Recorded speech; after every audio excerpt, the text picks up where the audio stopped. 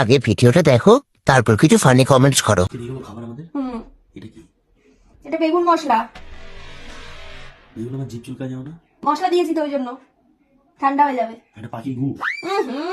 কি এটা? এটা বড়ি সর্ষে। এটা লাল শাক তাই তো? আর এটা? এটা মাছের তেল বেগুন দিয়ে, তেল বেগুন।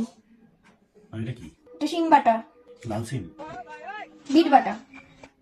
বিটও বেটেছো? আর এটা? এটা সব মিক্সড করে পালং শাক। মানে এগুলো যা আলাদা ছিল সেগুলোকে একসাথে। কিছু খেলিনি। আর এগুলো হচ্ছে আলাদা। আর এটা কি? এটা ধনে মাছ।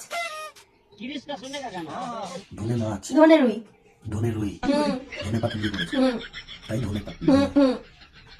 আর এই খাসি মাংসটা কার? ভাইয়ের। মানে আমি এই ধনে খাবো, এই ধনে পাতা, ধনে রুই, সব শাক আর আলাদা করে এর ডায়াগ্রাম বলো তাই তো?